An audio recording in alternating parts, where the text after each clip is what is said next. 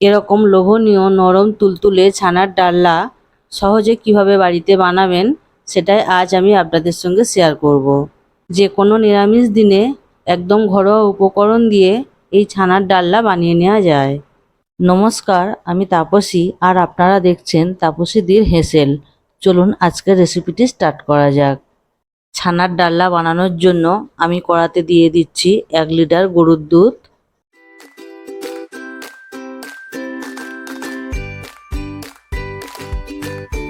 এবারে গ্যাসের ফ্লেমটা হাই করে দুধটা ভালো করে ফুটিয়ে নেব।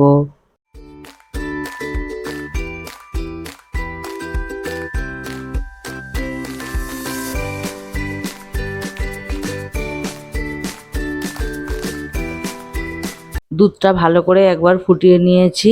এবারে দুধটা ছানা কাটিয়ে নেব। তার জন্য এতে দিয়ে দিচ্ছি লেবুর রস। আপনারা লেবুর রসের বদলে ভিনেগার দিয়েও ছানাটা কাটিয়ে নিতে পারেন। লেবুর রসটা দেওয়ার সাথে সাথে ছানা কাটা শুরু হয়ে গিয়েছে। এবারে দুধটা ভালো করে মিশিয়ে নিয়ে গ্যাস অফ করে দিয়ে এটা ঢাকা দিয়ে রেখে দেব যতক্ষণ না ভালোভাবে ছানা কেটে যাচ্ছে। কিছুক্ষণ পর দেখুন কেমন ছানা আর জল আলাদা হয়ে গিয়েছে। খুব ভালোভাবে ছানা কেটে গিয়েছে। এবারে একটা ঝাঁঝরির উপরে সুতির কাপড় রেখে ছানার জলটা ঝরিয়ে নেব।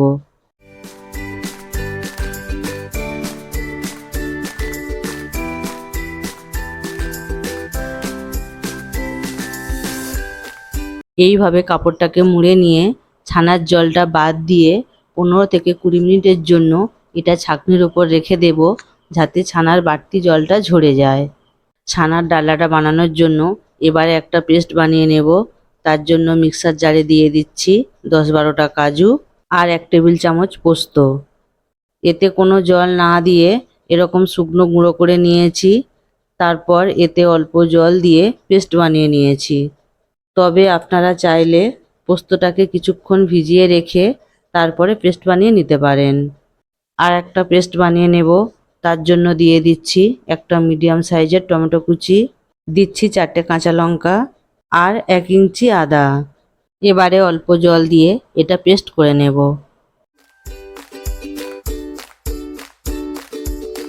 এদিকে ছানার জলটা ঝরে গিয়েছে। 15 থেকে 20 মিনিটের বেশি ছানার জল ঝরানোর দরকার নেই। এবারে ছানাটা এইভাবে হাত দিয়ে ঝুড়ো করে নিতে হবে। ছানাটা ভালো করে ঝুড়ো করা হয়ে গেলে এতে দিয়ে দিচ্ছি 1 চা চামচ আদা কুচি, দিচ্ছি স্বাদ মতো নুন, দিচ্ছি অল্প চিনি আর দিচ্ছি 1 চা চামচ কাশ্মীরি লঙ্কার গুঁড়ো। এবারে সব কিছু ছানার সাথে ভালো করে মিশিয়ে নেব।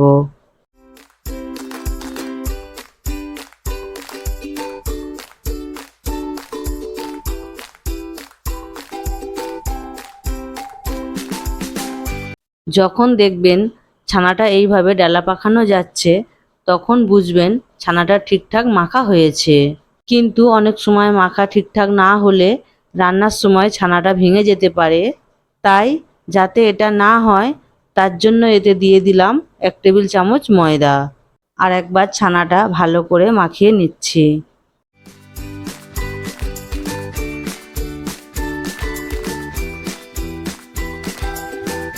প্রথমে অল্প ছানা নিয়ে ডালা পাকিয়ে নিয়েছি। তারপরে এইভাবে গোল করে একটু চাপ দিয়ে চ্যাপ্টা করে নিচ্ছি। এইভাবে সব ছানার বড়াগুলো বানিয়ে নেব। তবে আপনারা চাইলে অন্য আকারে ছানার বড়াগুলো বানিয়ে নিতে পারেন।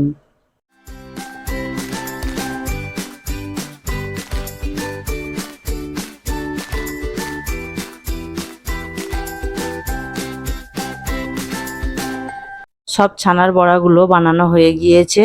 এবারে এগুলো ভেজে নেব। তার জন্য তেল গরম করতে বসিয়ে দিয়েছি। তেল মিডিয়াম গরম হয়ে গিয়েছে। এবারে গ্যাসের ফ্লেমটা লো টু মিডিয়ামে রেখে একে একে বড়াগুলো তেলের উপর দিয়ে দিচ্ছি।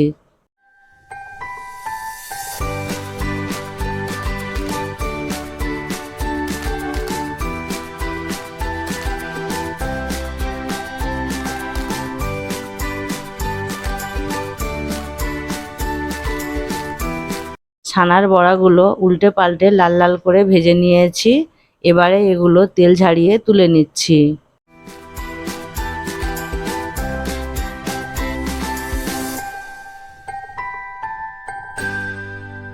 এবারে ছানার ডালনার গ্রেভিটা বানানোর জন্য একটা কড়া বসিয়ে দিয়েছি আর কড়াতে দিয়ে দিচ্ছি কিছুটা ছানা ভাজার তেল। এবারে তেলের ওপর দিয়ে দিচ্ছি একটা তেজপাতা, একটা শুকনো লঙ্কা আর দিচ্ছি টমেটো, কাঁচা লঙ্কা, আদার পেস্ট। এবারে মশলাটা কিছুক্ষণ নেড়েচেড়ে নেব যতক্ষণ না টমেটোর কাঁচা গন্ধটা যাচ্ছে। টমেটোর কাঁচা গন্ধটা কেটে গেলে এতে দিয়ে দেব কিছু মশলা। দিচ্ছি পরিমাণ মতো নুন, 1 চা চামচ কাশ্মীরি লঙ্কার গুঁড়ো, দিচ্ছি অল্প হলুদ, দিচ্ছি 1 চা চামচ ধনে গুঁড়ো আর দিচ্ছি অল্প চিনি।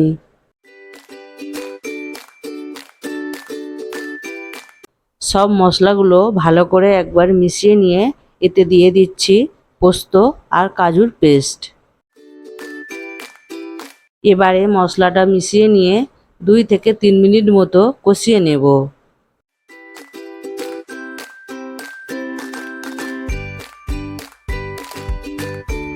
মশলাটা ভালো করে কষানো হয়ে গিয়েছে।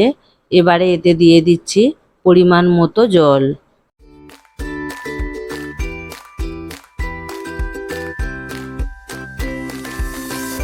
গ্যাসের ফ্লেমটা হাই করে এটা ভালো করে ফুটিয়ে নিতে হবে। তারপরে এতে দিয়ে দিতে হবে ভেজে রাখা ছানার বড়া। বড়াগুলো দেওয়ার সময় গ্রেভিটা এরকম পাতলা রাখতে হবে, কারণ বড়াগুলো নিজের মধ্যে কিছুটা গ্রেভি টেনে নেবে, তখন গ্রেভি অনেকটা কমে যাবে। বড়াগুলো দেওয়ার পরেই গ্যাসের ফ্লেমটা লো করে দিয়েছিলাম আর এখন দিয়ে দিচ্ছি অল্প গরম মশলা আর ঘি।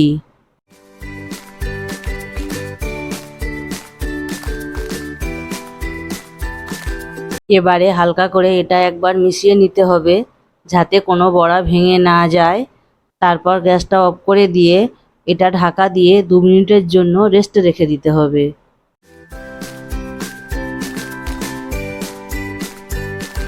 2 মিনিট পর দেখুন ছানার ডালনা একদম তৈরি। আপনারা দেখলেন একদম ঘরোয়া উপকরণ দিয়ে ছানার ডালনাটা বানিয়ে নিলাম। এইরকম ছানার ডালনার সাথে গরম গরম লুচি বা পরোটা খেতে অসাধারণ লাগে। তাই এইভাবে একবার ছানার ডালনা বাড়িতে বানিয়ে দেখবেন, ছোট থেকে বড় সবাই আঙুল চেটে খাবে। আপনাদেরকে একটা ছানার বড়া ভেঙে দেখিয়ে দিচ্ছি এটা কতটা নরম তুলতুলে হয়েছে। আশা করি দেখেই বুঝতে পারছেন এটা কতটা নরম হয়েছে। এটা দেখতে যেমন লোভনীয় হয়েছে, খেতে তেমন দারুণ হয়। যারা আমার ভিডিওটি নতুন দেখছেন তারা আমার চ্যানেলটিকে সাবস্ক্রাইব করবেন আর আমার ভিডিওর নোটিফিকেশানগুলি পেতে পাশে থাকা বেল আইকনটি ক্লিক করবেন। ভিডিওটিতে একটা লাইক করবেন আর কমেন্ট করে জানাবেন আজকের ছানার ডালনার রেসিপিটি কেমন লাগলো। সবাই ভালো থাকবেন, দেখা হচ্ছে পরের ভিডিওতে।